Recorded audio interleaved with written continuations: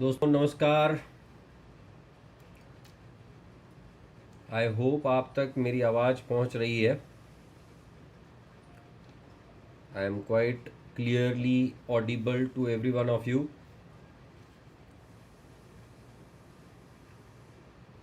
Yes, good evening. Pritam Kumar ji कैसे हैं? धीरे धीरे लोग जुड़ रहे हैं। वो तो ऐसा है ना कि जैसे जैसे एग्ज़ाम नज़दीक आती है वैसे वैसे रोज़ हमको एक नई फीलिंग आती है। रोज़ हमारे दिमाग में आता है कि क्या हम ये एग्ज़ाम पास कर लेंगे। रोज़ हमारे दिमाग में आता है क्या हमारी पढ़ाई इस एग्ज़ाम के लिए हो चुकी है। रोज़ हमें दिमाग में आता है कि क्या हमें सारी चीज़ें वो याद आएगी जो हमने पढ़ी हैं, जो हम याद करके जा रहे हैं, जो हम लोग समझ के जा रहे हैं। दोस्तों, अगर आपने रीज़नेबल अमाउंट ऑफ प्रैक्टिस करी है, अगर आपने reasonable amount of coverage of studies किया है, आपने सही से सारे रिसोर्सेज को फॉलो किया हुआ है, तो याद रखिएगा कि आपको ये सोचने की आवश्यकता ही नहीं है कि क्या मैं एग्ज़ाम में याद कर पाऊँगा, क्या मुझे एग्ज़ाम में ये चीज़ें सारी लिखने को मिलेगी, क्या मैं ये सारी चीज़ें ठीक से लिख पाऊँगा, and so on and so fourth. क्यों? तो आप तैयार होके गए हो, और अगर आप तैयार होके एग्ज़ाम में गए हो तो हमेशा याद रखिएगा कि आप सक्सेसफुल बन के ही वापस आएंगे। ऑलराइट, चलिए इसी स्टेटमेंट के साथ आज की कहानी को करते हैं शुरू। तो कहानी ये है कि कल हमने सिंगल एंट्री के कंसेप्ट्स को सीखा था, इनकम्प्लीट रिकॉर्ड के कंसेप्ट्स को सीखा था, और उन कंसेप्ट्स के बाद अब हम लोग फोकस करने वाले हैं उससे रिलेटेड अगले प्रॉब्लम पे। एक प्रॉब्लम कल हम सॉल्व कर चुके थे, अगला प्रॉब्लम हम लोग आज डिस्कस करने वाले हैं। इसके साथ साथ मैंने क्या किया है, तो जो मेरे जून 2024 या सितंबर 2024 के जो RTPs ICAI ने इशू किए हुए हैं वो मैंने डिस्क्रिप्शन बॉक्स में ऐड करवा दिया है। और साथ ही साथ जो हमारे सितंबर 2024 के लिए MTPs हुए हैं, मॉक टेस्ट पेपर्स, वो भी मैंने यहाँ अटैच करवा दिए गए हैं। तो आप उस पर्टिकुलर फाइल को भी डिस्क्रिप्शन बॉक्स में से डाउनलोड कर लीजिए, ताकि जैसे ही हम लोग क्वेश्चंस पे आएंगे और related to RTP and MTP तो आप वो भी सॉल्व कर पाएंगे। राइट,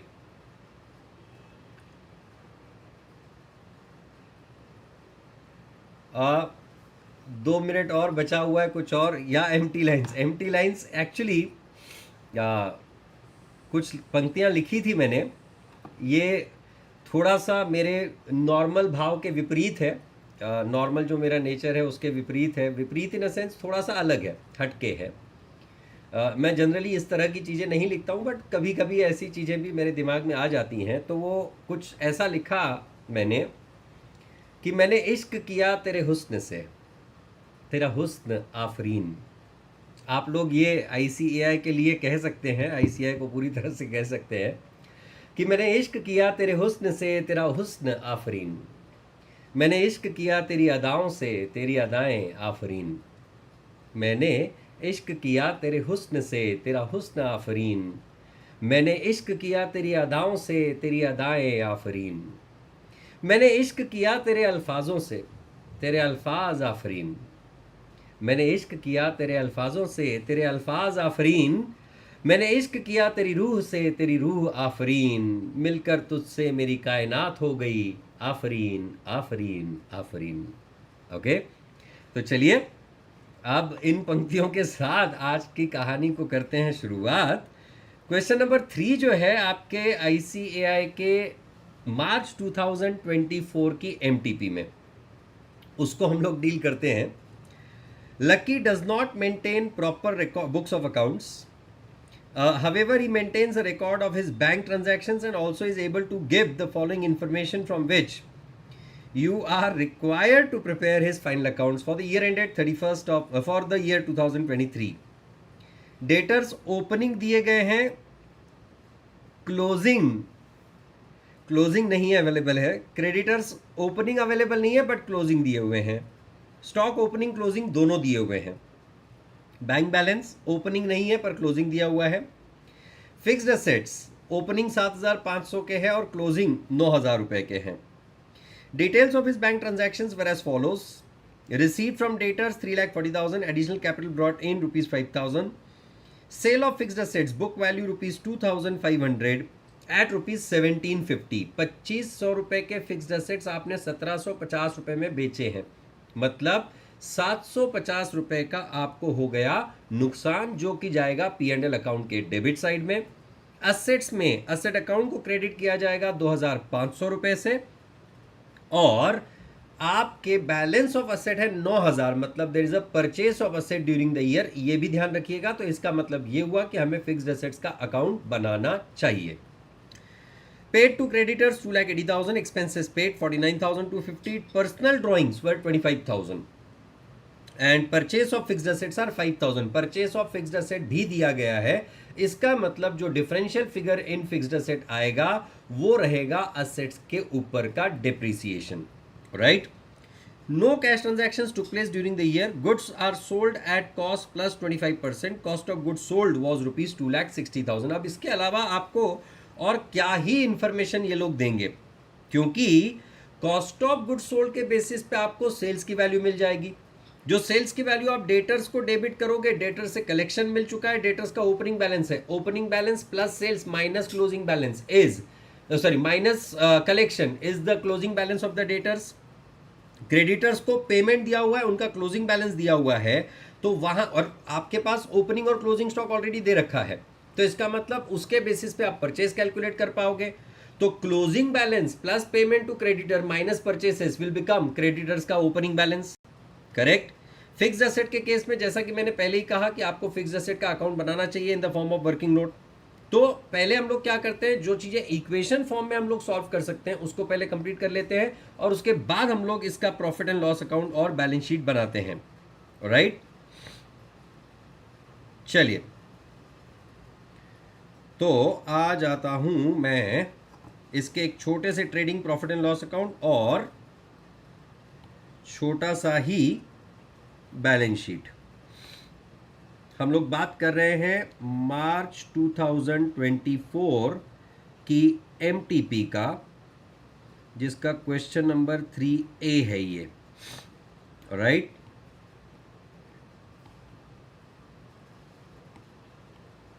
तो ये आ गया मेरा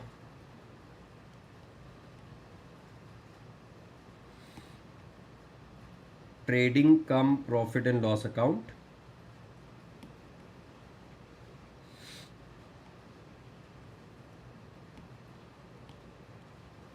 trading profit and loss account for the year ended 31 दिसंबर 23, और उसी तरह से एक छोटी सी बैलेंस शीट भी बनानी है हमको। एकदम छोटी बैलेंस शीट लगने वाली है क्योंकि ज़्यादा आइटम्स तो हैं नहीं।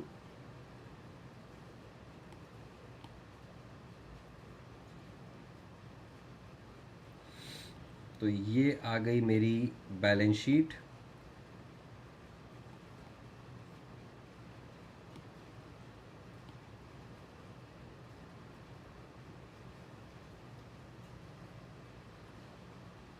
स्क्रीन फ्रीज हो गई है।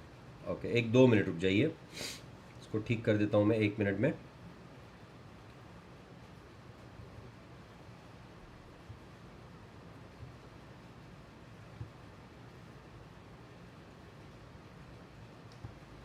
Now I hope it's clear for everyone. Balance sheet as on 31st December 23, correct है। तो वर्किंग नोट की तरफ आ जाते हैं। वर्किंग नोट 1 क्या आएगा? वर्किंग नोट 1 में क्लोजिंग डेटर्स,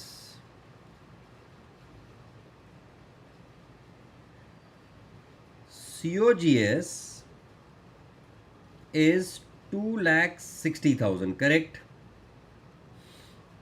COGS जो आपको दे रखा है दैट इज 2,60,000 और not, and profit is 25% on cost, therefore sales is equal to 2,60,000 plus 25%, कितना आता है 260, 130, 65, 3,25,000 का सेल्स हो गया आपका, करेक्ट। और ये सेल्स कहाँ जाएगी, आपके ट्रेडिंग अकाउंट के क्रेडिट साइड में बाय सेल्स, क्योंकि कोई बैंक के अगेंस्ट या कैश के अगेंस्ट सेल्स नहीं है, तो मैं डायरेक्टली इसको लिख दे रहा हूं आउटर अमाउंट कॉलम में, एम राइट। उसी तरह से अब closing debtors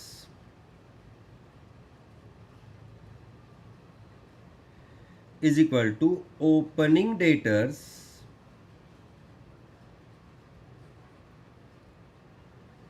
plus sales minus collection.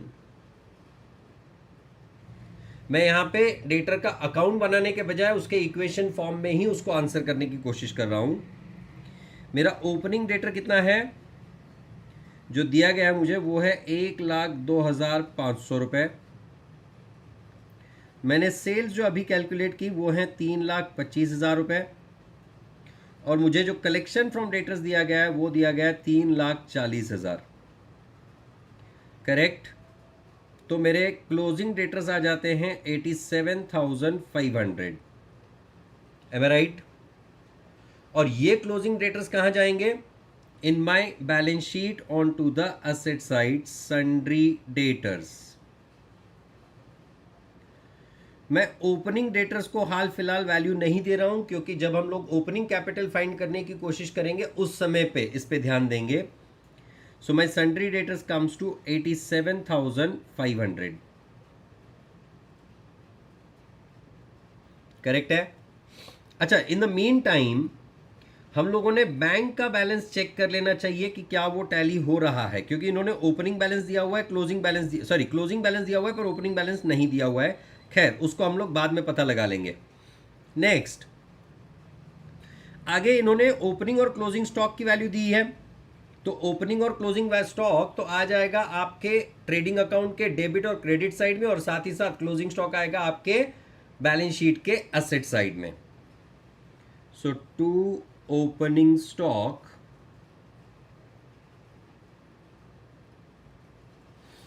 कितने का opening stock 50,000, and bye closing stock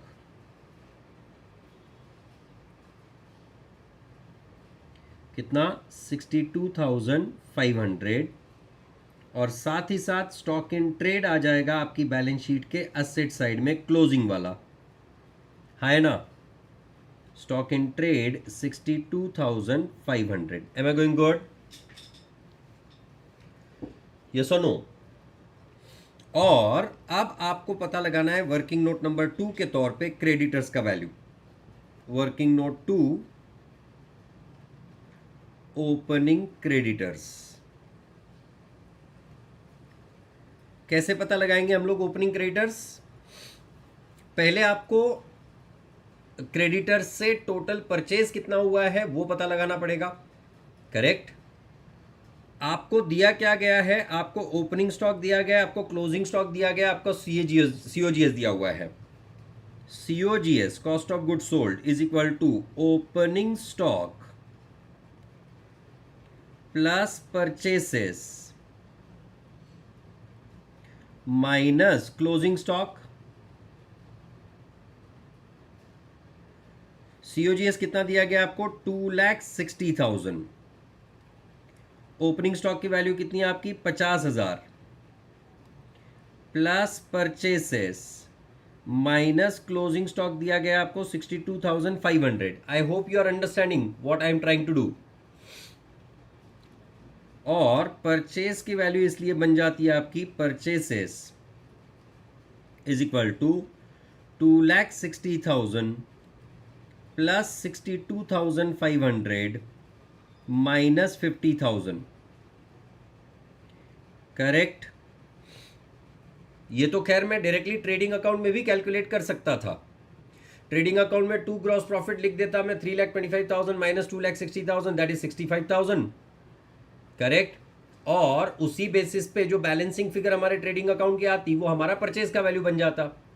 इस तरह से भी आप कैलकुलेट कर सकते हो। आपको अगर इक्वेशन याद नहीं आता एग्जाम में तो कोई दिक्कत वाली बात नहीं है, right. So purchases comes to 2,72,500।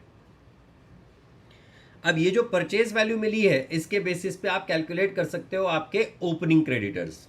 या तो उसके लिए आप ओपनिंग क्रेडिटर्स का अकाउंट बना दीजिए, बैलेंसिंग फिगर ओपनिंग बैलेंस, या फिर आप डायरेक्टली इक्वेशन फॉर्म में सॉल्व कर सकते हैं। ओपनिंग क्रेडिटर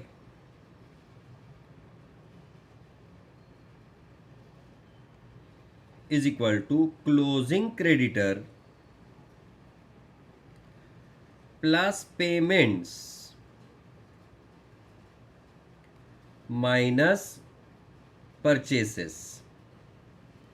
इस तरह से हम लोग परचेज की वैल्यू कैलकुलेट करते थे। Closing creditor plus payments minus opening creditor से हमको परचेज की वैल्यू मिलती थी। यहाँ पे परचेज पहले से पता है तो उसके बेसिस पे हम लोग closing creditors opening creditors find कर सकते हैं। क्लोजिंग क्रेडिटर्स की वैल्यू है हमारे पास 46,000। क्रेडिटर्स को पेमेंट की हमने as per the bank statement ₹2,80,000, और इस वजह से अब हमारे परचेस हैं 2,72,500। तो हमारे ओपनिंग क्रेडिटर्स बन जाते हैं कितने? 53,500, करेक्ट है। That is 280 minus 272.5, 7.5 plus 46, that is 53,500। और ये 53,500 कहाँ चला जाएगा? In the opening balance sheet, पर क्लोजिंग बैलेंस शीट में आएगा sundry creditors with the closing balance of that और नॉट, दैट इज 46,000। और उसी तरह से बैंक बैलेंस का भी आपको क्लोजिंग बैलेंस दिया हुआ है, फिक्स्ड असेट्स का भी आपको क्लोजिंग बैलेंस दिया हुआ है। Bank balance ₹50,000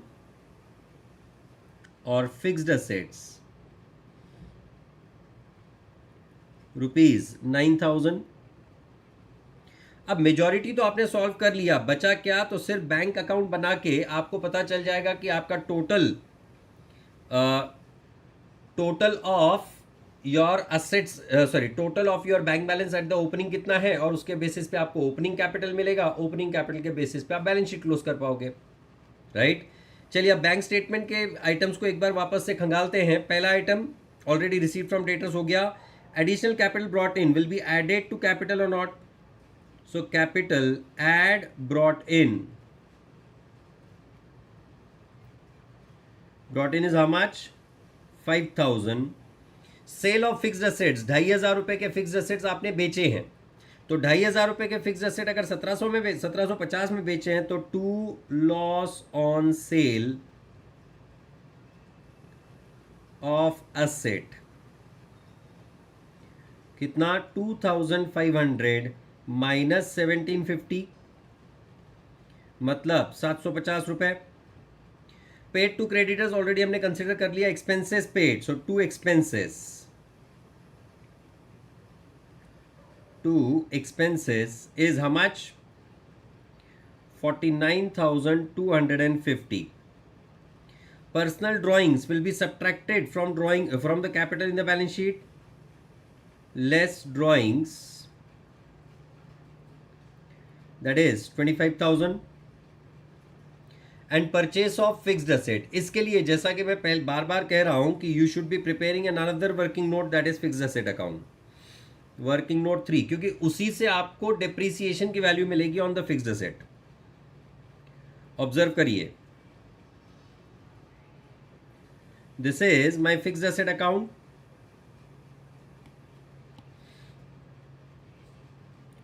fixed assets to balance brought down is 7,500 by balance carried down is 9,000. Correct. Then by bank, जो क्योंकि हमने असेट बेची 1750, बाय लॉस ऑन सेल, क्योंकि 2500 रुपए की असेट थी पर हमने 1750 में बेची तो 750 रुपए का हमारा लॉस ऑन सेल हुआ, और हमने 5000 रुपए की असेट परचेज की. So to bank ₹5000. तो इसका मतलब जो बैलेंसिंग फिगर है हमारे एसेट अकाउंट में, that is 12,500 minus 2,500 minus 9,000, that is 1,000 will be considered as depreciation और नॉट. बाय डेप्रीसिएशन 1,000 कहां जाएगा ये 1,000 का डेप्रीसिएशन बैलेंसिंग फिगर का? Into the profit and loss account on to the debit side. To depreciation ₹1,000. Correct. अब bank के transactions के basis पे जो बैलेंसिंग फिगर है उसे हम लोग बैंक बैलेंस ओपनिंग मानेंगे, और उसी ओपनिंग बैलेंस को कंसिडर करते हुए हम लोग ओपनिंग बैलेंस शीट में से कैपिटल को आइडेंटिफाई करेंगे. तो working note number 4, capital at beginning. पर उसके लिए पहले क्या पता करना पड़ेगा? Bank balance on 1/1/23 is equal to closing balance plus payments minus receipts. मैं सारी चीजें इक्वेशन फॉर्म में सॉल्व करने की कोशिश कर रहा हूं sir, just for the sake of understanding, कि दूसरा तरीका भी है. आप एग्जाम पॉइंट ऑफ व्यू से किसी भी तरीके को फॉलो करके आपका आंसर आइडेंटिफाई कर सकते हो. आपने यहां अगर बैंक अकाउंट भी बना दिया तो भी आपके एग्जाम बिल्कुल सही माना जाएगा, आपके आंसर बिल्कुल सही माने जाएंगे. क्लोजिंग बैलेंस दिया गया था आपको बैंक का 50,000, प्लस जो आपके पेमेंट्स हैं ड्यूरिंग द पीरियड वो कितने हैं? पेड टू क्रेडिटर्स ऑनवर्ड्स हैं, दैट इज 2,80,000. मतलब क्या, अगर मैं बैंक अकाउंट नहीं बना रहा हूं तो मुझे अलग अलग लिखने की जरूरत नहीं है, मैं डायरेक्टली टोटल ले सकता हूं. 2,80,000 प्लस 49,250 प्लस 25,000 प्लस 5,000. हालांकि अलग अलग लिखने से क्या होगा, अगर सपोज आपकी बाद में कहीं गलती होती है तो आइडेंटिफाई करना आसान हो जाएगा. So it's better to prepare the bank account also. और रिसीट्स क्या है आपकी? 3,40,000 प्लस 5,000 प्लस 1,750, 3,46,750 के हैं आपके रिसीट्स. 359,250 तो 12,500 प्लस 50,000, तो ओपनिंग बैंक बैलेंस आता है आपका 62,500. अब आपको ओपनिंग बैंक बैलेंस मिल गया, इसके बेसिस पे आप कैलकुलेट कर पाओगे आपका ओपनिंग कैपिटल. कैसे? Total of assets minus total of liabilities is equal to capital और not? Capital on 1/1/23 is equal to total assets minus creditors, क्योंकि ओपनिंग में कैपिटल लाइबिलिटी के तौर पे सिर्फ क्रेडिटर्स हैं. So what is your total of assets? Your total of assets at the beginning is 1,02,500 का debtors plus 50,000 का stock plus 62,500 का आपका बैंक बैलेंस जो अभी अभी आपने कैलकुलेट किया, प्लस 7,500 के हैं आपके fixed assets, minus the opening creditors जो आपने अभी थोड़ी देर पहले कैलकुलेट किए थे, दैट वाज 53,500. तो आपका कैपिटल कितना बन जाता है? 1,02,500 plus 50,000 plus 62,500 plus 7,500 minus 53,500, that is 1,69,000 becomes the opening capital or not? Correct. और ये 169,000 कहाँ जाएगा? Into your balance sheet on to the liability side 1,69,000। ये आपका वर्किंग नोट 4 से आया है, करेक्ट। डिप्रिसिएशन आपका वर्किंग नोट 3 से आया था, करेक्ट। और परचेज की वैल्यू जो आप ऑलरेडी कैलकुलेट कर चुके हो, 2 purchases, how much is that? Purchase की वैल्यू 2,72,500, 2,72,500। या आपने आपके वर्किंग नोट नंबर 2 में कैलकुलेट कर रखा था, राइट। तो यहां आ जाएगा 2 ग्रॉस प्रॉफिट, क्योंकि सारे ट्रांजैक्शन, सारे आइटम्स खत्म हो चुके हैं, तो मैं डायरेक्टली ग्रॉस प्रॉफिट कैलकुलेट करने पे आ गया। Into 3,25,000 plus 62,500 minus 50,000 minus 272,500 and that comes to 65,000। मैंने पहले ही कहा था that would be 65,000 gross profit का वैल्यू, क्योंकि it is 20% on 25% on cost. By gross profit brought down comes to 65,000। Accordingly आपको हो गया profit of 14,000 to net profit of 14,000। और ये 14,000 का नेट प्रॉफिट कहाँ जाएगा? Into the balance sheet liability side to be added as profit 14,000, correct. तो आपका टोटल ऑफ कैपिटल बन जाता है accordingly 169,000 plus 5,000 plus 14,000 minus 25,000 is 1,63,000 का बन गया आपका कैपिटल। और आपका बैलेंस शीट का टोटल अकॉर्डिंगली बन जाता है 2,09,000। क्रॉस वेरीफाई करें on to the liability side as well, sorry asset side as well. 9,000 plus 87,500 plus 62,500 plus 50,000 and that is 2,09,000। दोस्तों 10 मार्क का क्वेश्चन था, टोटल 20 मिनट में सॉल्व किया हमने, क्योंकि मैं डिस्कस करते हुए सॉल्व कर रहा हूं।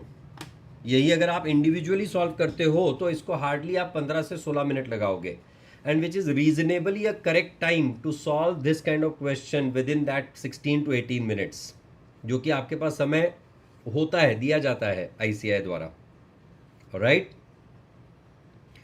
आई होप आप समझ पा रहे हैं मैं जो जो चीजें आपके सामने डिस्कस कर रहा हूं।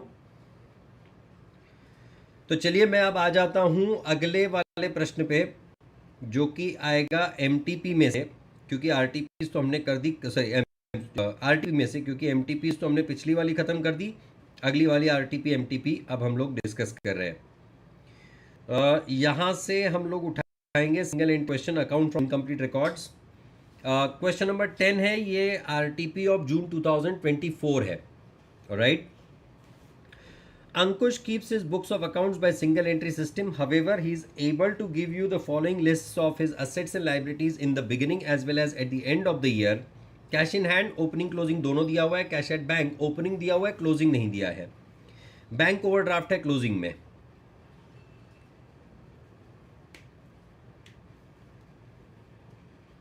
सिंगल एंट्री का MTP कल जो हमने सॉल्व किया था वो अप्रैल 2024 का था, और आज हमने जो MTP सॉल्व किया है वो मार्च 2024 का था। और अगर आप सॉल्व करके 20 मिनट में क्वेश्चन सॉल्व कर पा रहे हो इस पॉइंट पे, तो आप एग्जाम में भी ध्यान रखिए कि आप 100% उसे 16 से 18 मिनट में कंप्लीट कर पाओगे, क्योंकि एग्जाम में हमारी स्पीड कुछ अलग होती है, राइट। चलिए, bills receivable opening closing, stock opening closing दिया हुआ है, डेटर्स ओपनिंग क्लोजिंग दिया हुआ है, फर्नीचर फिटिंग है, क्रेडिटर्स हैं, बिल्स पेबल ओपनिंग है, क्लोजिंग में नील हो गया। Ankur introduced 10,000 as fresh capital on 1st of October. He also withdrew 5,000 every month for his household expenses. During the year, there was no sale or fresh purchase of furniture and fittings. Ascertain the profit earned by Ankur during the year ended 31st of March 2024 after depreciating the furniture and fittings at 10% per annum and creating provision for bad debts at 5% on debtors. देखिए इस चीज़ को हम लोग directly कैसे present कर सकते हैं। इस तरह का क्वेश्चन अगर आपको सॉल्व करना है तो आपको ओपनिंग और क्लोजिंग बैलेंस शीट चाहिए होगी। आपको अगर याद होगा मैंने कहा था कि ओपनिंग कैपिटल क्लोजिंग कैपिटल को कंपेयर करके आप पता लगा सकते हो कि आपके बिजनेस में प्रॉफिट कितना हुआ। तो अगर आपके पास सारे के सारे ओपनिंग बैलेंसेस हैं, सारे के सारे क्लोजिंग बैलेंसेस हैं, तो उसको यूज करके आप डायरेक्टली आपका कैपिटल फाइंड कर सकते हो ओपनिंग और क्लोजिंग, और फिर आप कैपिटल अकाउंट बना के उसमें से पता लगा सकते हो, क्योंकि फ्रेश इंट्रोडक्शन ऑफ कैपिटल है और 5,000 पर मंथ इसने विड्रॉ किया है, तो ड्रॉइंग्स और इंट्रोडक्शन को एडजस्ट करके आप पता लगा पाओगे कि आखिर आपके बिजनेस में प्रॉफिट कितना हुआ। ऑलराइट, तो अब हम आ जाते हैं इस क्वेश्चन पे। जरा गौर फरमाइएगा इस क्वेश्चन को मैं डील कैसे कर रहा हूं। ऑलराइट, तो ये मैं बनाता हूं यहां पे opening and closing balance sheet combined. इसको हम लोग अलग अलग नहीं बनाएंगे, इसको हम लोग कंबाइन करके बनाएंगे। हम लोग बात कर रहे हैं जून 2024 की आरटीपी का। क्वेश्चन नंबर क्या है? Question number 10। ऑलराइट, तो जैसा कि मैंने कहा कि यहां पे हम लोग बनाएंगे एक combined opening and closing balance sheet. देखिए यही करना है आपको एग्जाम में जाके, ताकि आपका समय बच पाए। अगर आप एक बैलेंस शीट पहले बनाओगे, दूसरी बैलेंस शीट बाद में बनाओगे, हर चीज़ को दो दो बार लिखोगे, तो दोस्तों आप समय बहुत व्यतीत करोगे। और एग्जाम में हमें हमारे ट्रिक्स एंड ट्रेड्स इस तरह से फॉलो करने चाहिए कि हमारा समय तो जाए पर प्रोडक्टिव जाए। करेक्ट, तो ये मेरी बैलेंस शीट बन गई opening as well as closing. Alright, for the sake of it I am putting the extenders to it. मतलब कैसा है कि कंफर्टेबल साइज की बैलेंस शीट हो जाए मेरे पास। So this is my balance sheet. क्यों बना रहा हूं मैं balance sheet opening and closing? जब तक मुझे ओपनिंग और क्लोजिंग कैपिटल का पता नहीं चलेगा, तो तब तक के मैं ये पता नहीं लगाऊंगा कि मेरे बिजनेस में प्रॉफिट कितना हुआ। यहां पे प्रॉफिट पता करने के लिए आपको trading profit and loss account नहीं बनाना है। Comparison of capital solution to the answer. As on 1st April 23 and 31st March 24, 1st April 23 and 31st March 24, correct. आपको दिए गए हैं cash in hand eight the beginning, तो ये आ जाएगा आपके एसेट साइड में कैश इन हैंड। ओपनिंग चला जाएगा ओपनिंग वाले साइड, क्लोजिंग चला जाएगा क्लोजिंग वाले side. Cash at bank opening में था पर क्लोजिंग में नहीं है, क्लोजिंग में बैंक ओवरड्राफ्ट हो गया है 20,000, तो क्लोजिंग चला गया डैश। और साथ ही साथ लाइबिलिटी साइड में लिखेंगे हम लोग बैंक ओवरड्राफ्ट, ओपनिंग में निल और क्लोजिंग में 1,800 रुपए। करेक्ट और नॉट? फिर दिया गया आपको बिल्स रिसीवेबल। बिल्स रिसीवेबल चला जाएगा आपके एसेट साइड में। बिल्स रिसीवेबल ये हैं आपके 15,000 रुपए के ओपनिंग में और 25,000 रुपए के क्लोजिंग में। साथ ही साथ आपको दिया गया है स्टॉक जो है 93,500 ओपनिंग में और 98,700 क्लोजिंग में। Am I writing right for everyone? आप समझ पा रहे हैं हम लोग क्या कर रहे हैं? हम लोग सिर्फ और सिर्फ ओपनिंग और क्लोजिंग बैलेंस शीट के आइटम्स को प्रेजेंट किए जा रहे हैं। डेटर्स पर, डेटर्स में से इन्होंने कहा कि आपको प्रोविजन भी बनानी है, और वो भी सिर्फ क्लोजिंग के टाइम पे प्रोविजन बनाने के लिए कहा है इन्होंने। क्या कहा इन्होंने? अगर आप ऑब्जर्व करें, after depreciating furniture and fixture at 10% per annum and creating a provision for doubtful debt at 5% on debtors। Provision for doubtful debt ये सिर्फ क्लोजिंग डेटर्स पे बनाना है, आपको ओपनिंग डेटर्स पे नहीं बनाना है। एक बार कंफर्म कर लेते हैं, क्या इन्होंने भी वही दिमाग लगाया हुआ है कि इन्होंने कुछ और दिमाग लगाया है? Just for the sake of confirmation I am checking it, logically यही होना चाहिए। क्वेश्चन नंबर 10 की तरफ जाना है हमको।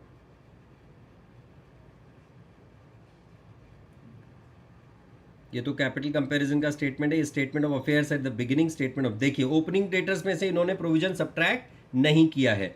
देखिए इन्होंने अलग अलग बैलेंस शीट बनाई है, पर हम लोग अलग अलग बैलेंस शीट नहीं बना रहे हैं, हमें समय बचाना है। इनके तरह हम लोग टाइप करके नहीं भेजने वाले हैं, करेक्ट और नॉट। तो क्योंकि हमको समय बचाना है तो हमें तो पूरा पूरा ख्याल रख के उसको आगे बढ़ाना पड़ेगा। अदरवाइज हमें हर आइटम को दो दो बार लिखना पड़ता है नहीं। पर इस तरह से हम लोग जब बैलेंस शीट बनाएंगे तो हमको हर आइटम को दो दो बार लिखने की आवश्यकता नहीं है। तो कैसे प्रेजेंट होगा जरा आप गौर फरमाइएगा। डेटर्स, ओपनिंग वाला तो आ गया 60,000, क्लोजिंग वाला भी लिखेंगे हम लोग 70,000, लेस प्रोविजन 5%, ओपनिंग में से कुछ नहीं, क्लोजिंग में से 3,500, तो हमारा डेटर बचेगा 66,500, करेक्ट। तो हमें कंसीडर कौन सा वाला करना है, सिर्फ 66,500 वाला, हमें 70,000 वाला डेटर्स टोटल में इंक्लूड नहीं करना है। फिर असेट साइड में फर्नीचर एंड फिटिंग्स ओपनिंग में दिया हुआ है 65,000, क्लोजिंग में पर हमें चार्ज करना है डिप्रीसिएशन 65,000 लेस डिप्रीसिएशन 10%, सिर्फ क्लोजिंग में से माइनस करना है, ओपनिंग में से नहीं, and that comes to 65,000 at the beginning, whereas closing में आएगा 58,500, करेक्ट है। यहां पे भी इसका क्लोजिंग लिख देता हूं मैं 60,000। समझ आया बात, प्रेजेंटेशन समझ में आ रहा है आपको मैं किस तरह से लिख रहा हूं, ताकि हमारा समय भी बचे और हम ज्यादा कंफर्टेबली ज्यादा स्पीड में आंसर को कंप्लीट कर पाए। फिर दे दिए इन्होंने क्रेडिटर्स, ओपनिंग क्रेडिटर्स दिए हैं इन्होंने 45,000 रुपए के, क्लोजिंग क्रेडिटर्स दिए हैं इन्होंने 31,000 रुपए के। फिर दे दिए इन्होंने बिल्स पेएबल, ओपनिंग में तो बिल्स पेएबल है 5,000 रुपए का, क्लोजिंग में है निल। समझ आई बात आपको। तो अब जो बैलेंसिंग फिगर बचेगा that is nothing but your capital eight the beginning and at the closing और नॉट। क्या आप मुझे बता पाएंगे कि ओपनिंग क्रेडिटर्स बैलेंस शीट का टोटल कितना है? 65, 125, 140, 233, 234,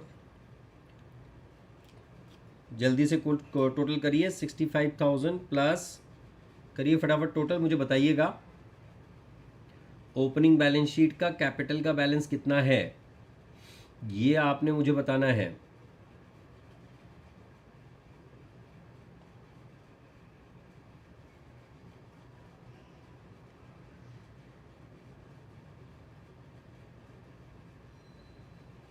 ओपनिंग कैपिटल का बैलेंस आ गया क्या आपका?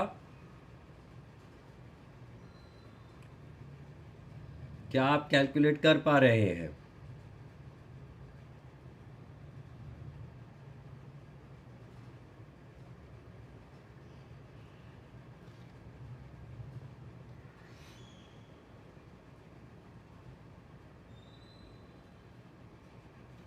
जी 2,05,250 है आपका ओपनिंग कैपिटल, 2,05,250, और आपका क्लोजिंग कैपिटल कितना है?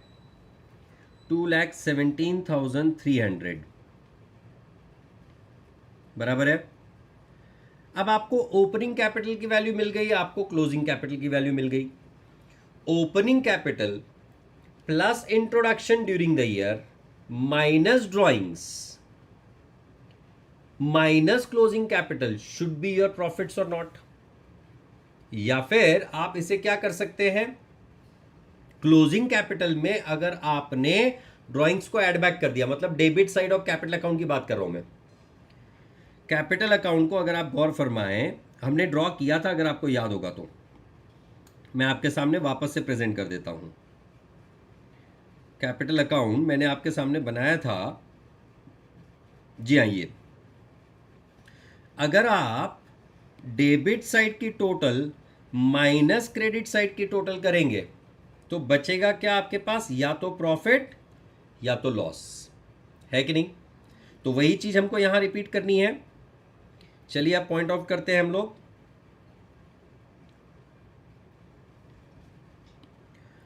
Statement of profit, statement of profit कैसे बनाएंगे हम लोग statement of profit? Closing capital, that is 2,17,300, add drawings. How much is the drawings? 5,000 into 12, क्योंकि 5,000 पर मंथ कहा है इन्होंने, है ना? So this comes to 2,87,300 less introduction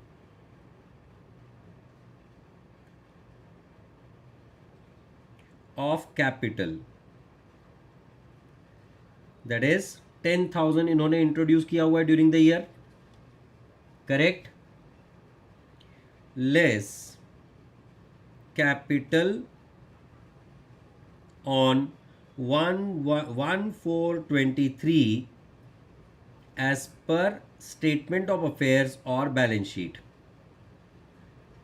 Statement of affairs or balance sheet, that is 2,05,520, sorry 250. Therefore net profit, simply आप इसे capital account बना के भी प्रेजेंट करते तो भी आपका आंसर सही माना जाता, और जिस तरह का स्टेटमेंट ऑफ अफेयर मैंने आपके सामने बनाया है, इसी तरह का स्टेटमेंट ऑफ प्रॉफिट अगर आप स्टेटमेंट ऑफ प्रॉफिट मैंने आपके सामने बनाया है, इसी तरह का स्टेटमेंट ऑफ प्रॉफिट बना के आप सॉल्व करते हो तो भी आपका आंसर सही माना जाएगा।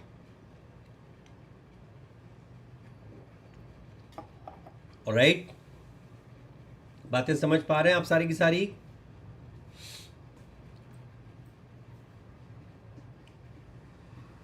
क्लोजिंग कैपिटल 2,77,000 है, नहीं बेटा जी, हाँ 277,300 टोटल आता है उसका, नहीं हाँ the total of the two comes to 2,77,300।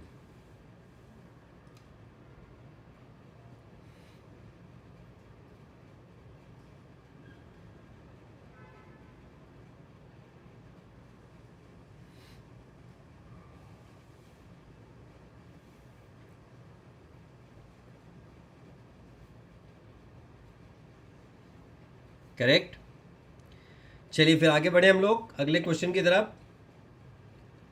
I hope I am going fantastic for everyone.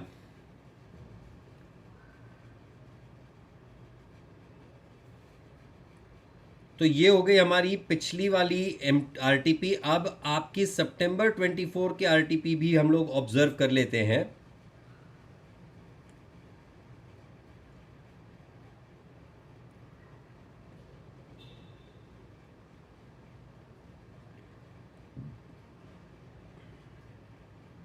जी हाँ, ये आ गई हमारी सितंबर 24 की आरटीपी।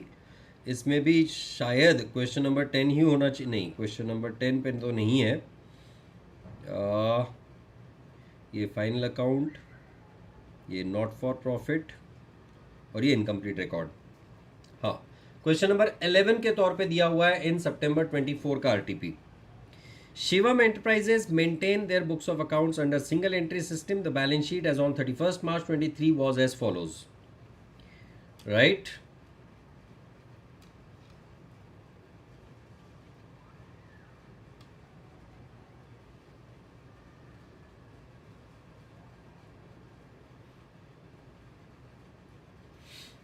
हाँ, liabilities, capital account, trade creditors, outstanding expenses, assets, furniture and fixtures, stock, trade debtors, prepaid insurance, cash in hand and at bank. The following was the summary of cash and bank book for the year ended 31st of March 2024. Cash in hand and at bank on 1st of April. Cash sales, receipts from trade debtors, payment to trade creditors and expenses, drawings, cash in hand and at bank as on 31st of March. Discount allowed to trade debtors and received from trade creditors amounted to rupees 54,000 and 42,000 respectively for the year ended 31st of March 2024. Annual fire insurance premium of rupees 9,000 paid every year on 1st of August for renewal of policy. जो salary expenses दिए हुए हैं उसमें ये annual fire insurance included है, ऐसा हम लोग मान के चल रहे हैं. या furniture and fixture were subject to depreciation at 15% per annum on diminishing balance method. The following are the balances as on 31st of March 2024. Stock, trade debtors, outstanding expenses, gross profit is maintained at 10% on total sales. You're required to prepare trading and profit and loss account for the year end at 31st of March 2024 and balance sheet as on that date. अब समझने की कोशिश करिए दोस्तों, वो ये है कि आपके क्लोजिंग डेटर्स आपके पास अवेलेबल है, आपके ओपनिंग डेटर्स आपके पास अवेलेबल है, आपने डेटर से कलेक्शन कितना किया हुआ है ये भी आपके पास अवेलेबल है, रिसीट फ्रॉम ट्रेड डेटर्स दिया हुआ है. तो यहां से मिल जाएगा आपको क्रेडिट सेल्स, आपको cash sales already cash book से मिल चुका, तो cash sales plus credit sale की टोटल करेंगे तो आपको ग्रॉस प्रॉफिट की वैल्यू मिल जाएगी. 10% of the total sales is your gross profit. और अगर ग्रॉस प्रॉफिट की वैल्यू मिल गई तो आपको सीओजीएस की वैल्यू मिल जाएगी, मतलब कि cost of goods sold.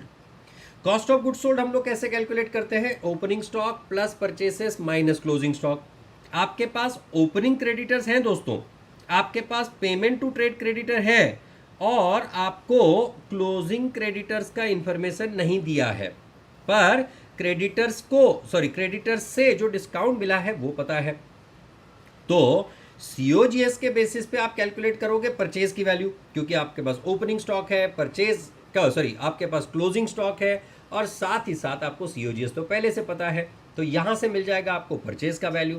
Purchase के वैल्यू से आप कैलकुलेट करोगे क्लोजिंग के क्रेडिटर्स, क्लोजिंग क्रेडिटर्स आएंगे आपके बैलेंस शीट में, और इस तरह से आप एक एक करके पूरे आंसर को करोगे कंप्लीट. दोस्तों इस तरह का क्वेश्चन अगर एग्जाम में आए तो वो कम से कम 15 मार्क के लिए आएगा.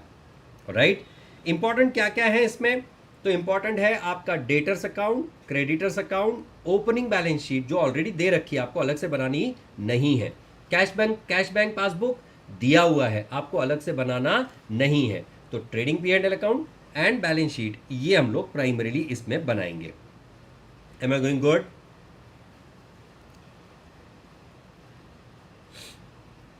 तो मैं सबसे पहले इसमें फॉर्मेट्स लेके आ जाता हूं. हम लोग बात कर रहे हैं सितंबर 2024 के आरटीपी का क्वेश्चन नंबर 11. ये हमारा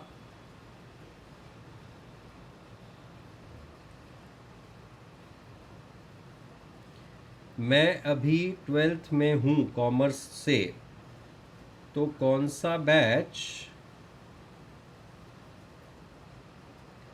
ले अकाउंटेंसी के लिए? अकाउंटेंसी के लिए मतलब बच्चा आप सीए करना चाहते हो कि आप सिर्फ 12th अकाउंट्स की बात कर रहे हो?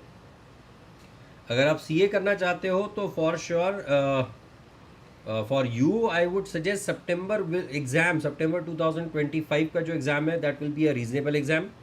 हम लोग अप्रैल 2025 में उसके लिए क्लास चालू करने वाले हैं, तो आप वही ज्वाइन करें तो ज़्यादा बेहतर होगा, क्योंकि अब मई 2025 वाली बैच ज्वाइन करके फ़ायदा नहीं है, क्योंकि ऑलरेडी उसका समय बहुत निकल चुका है. Alright mister Arvind, I hope you have got my point. मैं बात कर रहा हूँ S24 की आरटीपी का क्वेश्चन नंबर 11 का. तो ये बन गया आपका, बैलेंस शीट भी उठा लेते हैं हम लोग यहाँ से.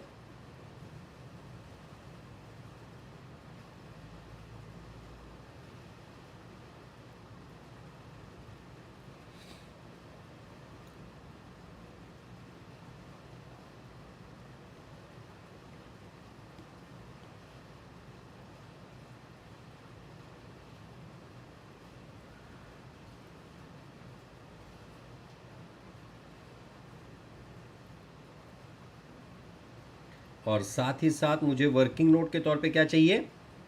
ओपनिंग और closing, sorry, debtor and creditor account.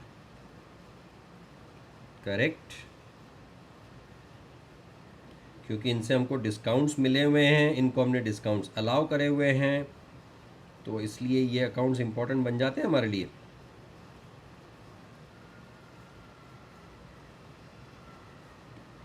और इसी तरह से ये बना दिया मैंने मेरा क्रेडिटर्स का अकाउंट भी यहाँ पर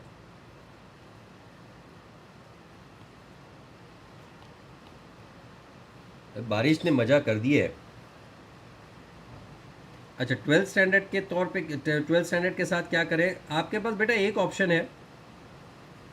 हमारी जो अभी जनवरी 25 की एग्ज़ाम के लिए जो न्यू बैच स्टार्ट हुई है, रेगुलर बैच, आप वो ज्वाइन कर लीजिए। आप उसमें अपनी पढ़ाई दिसंबर तक ख़त्म कर लीजिए, और जैसे आपकी 12th की एग्ज़ाम हो जाए फिर हमारे जो रिवीजन लेक्चर्स होंगे उसको आप अटेंड करिए, ताकि आपका दोनों साइड बैलेंस हो जाए।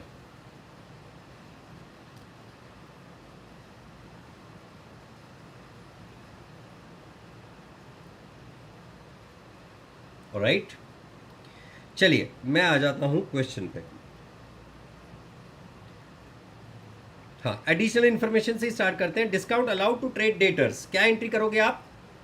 Discount allowed account debit to debtors account. So debtors account के क्रेडिट साइड में by discount allowed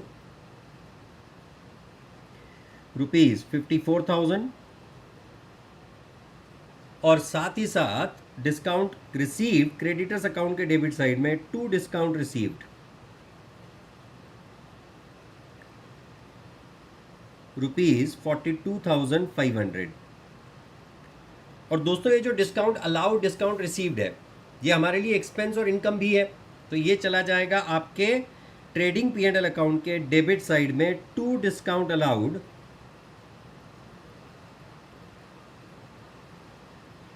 ₹54,000 and by discount received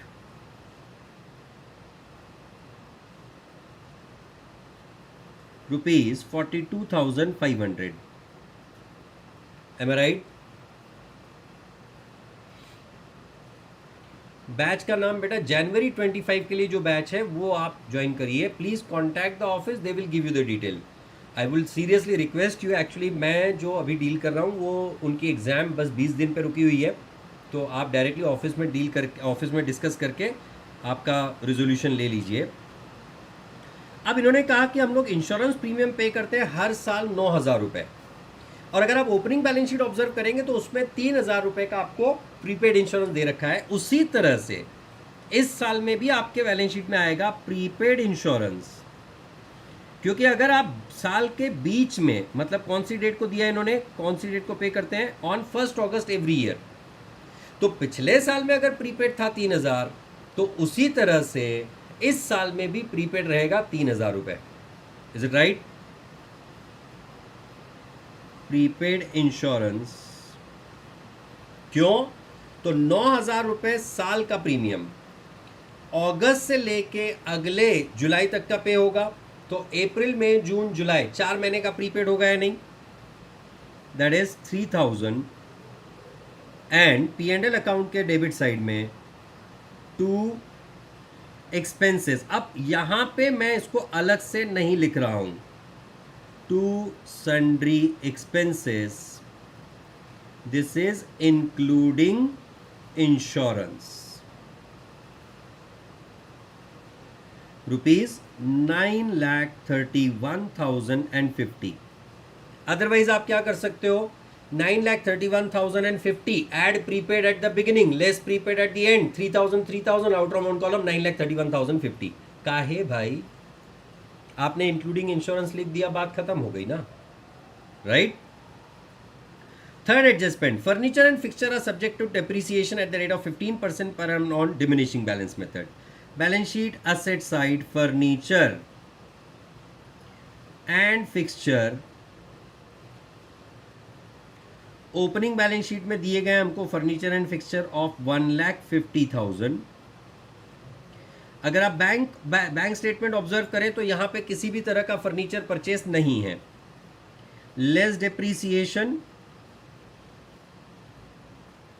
15%, that is 22,500, outer amount column 1,27,500, और उसी तरह से इस डेप्रीसिएशन का अमाउंट चला जाएगा P&L अकाउंट के डेबिट साइड में टू डेप्रीसिएशन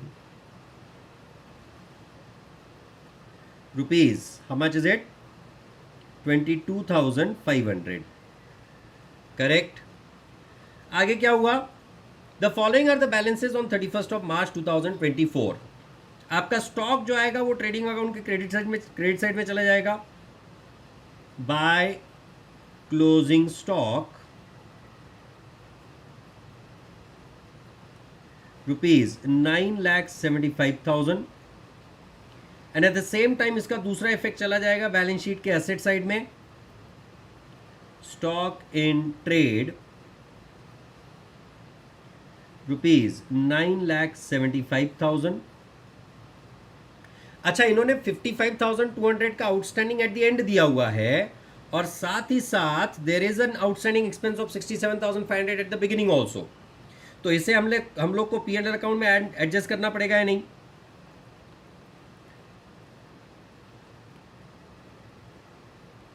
किस तरह से एडजस्ट करेंगे जरा ऑब्जर्व करिए।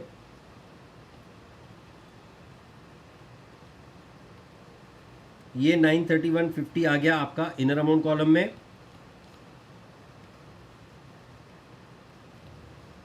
Add outstanding at the end.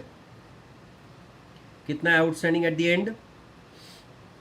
₹55,200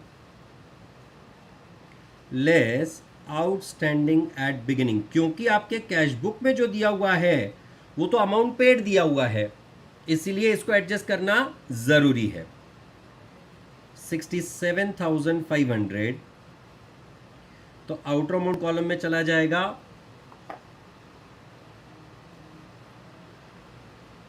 9,31,050 में से एडजस्ट करेंगे हम लोग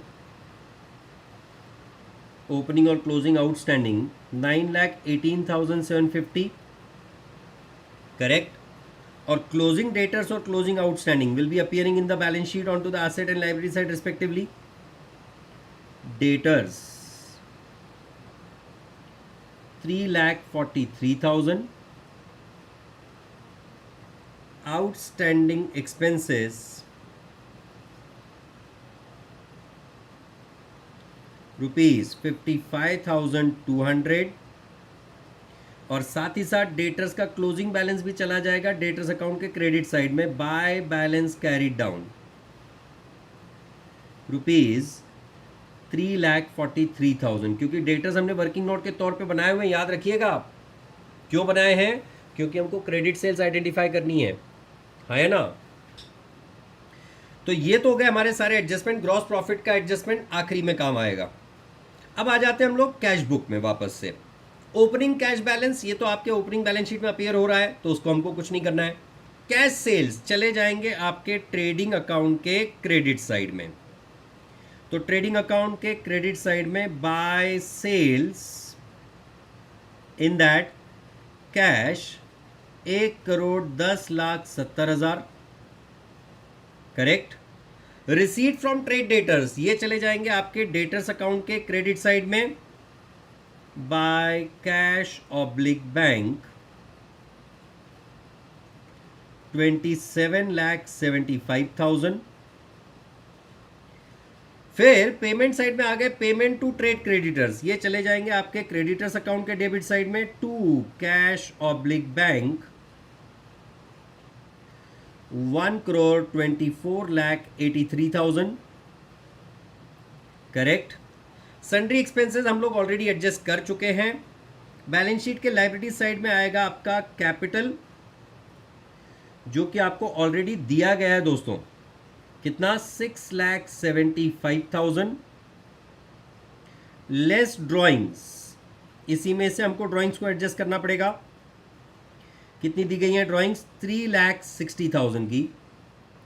और आपका closing cash and bank balance आएगा आपके बैलेंस शीट के एसेट साइड में, कैश एंड बैंक 1,90,950। तो इस तरह से आपके कैश बुक के सारे आइटम्स का हमने एक एक इफेक्ट देके उसको क्लोज कर दिया। अब बचा हमारा बैलेंस शीट जो ओपनिंग वाला दिया हुआ है। ओपनिंग कैपिटल ऑलरेडी ले चुके। Opening trade creditors will come into the creditors account by balance brought down as 7,57,500, correct. Outstanding expenses हम लोग ऑलरेडी एडजस्ट कर चुके हैं, फर्नीचर एंड फिक्सचर एडजस्ट कर चुके हैं। ओपनिंग स्टॉक, जो स्टॉक आपकी बैलेंस शीट में दिया है वो है आपका ओपनिंग स्टॉक, जो कि चला जाएगा आपके ट्रेडिंग अकाउंट के डेबिट साइड में to opening stock, that is 9,15,000। Trade debtors का ओपनिंग बैलेंस आपके वर्किंग नोट में ट्रेड डेटर्स के डेबिट साइड में चला जाएगा to balance brought down as ₹3,12,000। Prepaid insurance हम लोग ऑलरेडी एडजस्ट कर चुके हैं, बैंक बैलेंस ऑलरेडी एडजस्ट हो चुका है। अब हम लोग क्या करेंगे, पहले करेंगे डेटर अकाउंट को क्लोज। क्यों? वहां से मिलेगी हमको क्रेडिट सेल्स। क्रेडिट सेल्स से हमको क्या मिलेगा? Gross profit. ग्रॉस प्रॉफिट की बैलेंसिंग फिगर से हमको क्या मिलेगा ट्रेडिंग अकाउंट में से? परचेसेस। परचेसेस कहां जाएंगे? Creditors account. से क्या मिलेगा? क्रेडिटर्स का क्लोजिंग बैलेंस। और वो कहां जाएगा? बैलेंस शीट के लाइबिलिटी साइड में। करेक्ट। चलिए एक एक करके खत्म करते हैं। So on to the debit side of debtors account, to sales, this is your credit sales. Credit sales बची आपकी 27,75,000 plus 54,000 plus 3,43,000 minus 3,12,000, that is 28,60,000। Correct है। ये कहां चली जाएगी? अब ये जाएगी ट्रेडिंग अकाउंट के डेबिट साइड में, सॉरी क्रेडिट साइड में। Credit sales as per working note 1, 28,60,000। तो आपकी टोटल सेल्स हो गई 138, 139, 1,39,30,000। अगर 1,39,30,000 की आपकी टोटल सेल्स है तो आपका ग्रॉस प्रॉफिट का परसेंटेज है 10, इसलिए हम लोग लिखेंगे to gross profit carried down, जो कि आपकी बैलेंसिंग फिगर है, दैट इज 1,39,30,000 का 10%, दैट इज 13,93,000 बराबर है। ये आ गया हमारे पी एंड एल अकाउंट के क्रेडिट साइड में bye gross profit, bye gross profit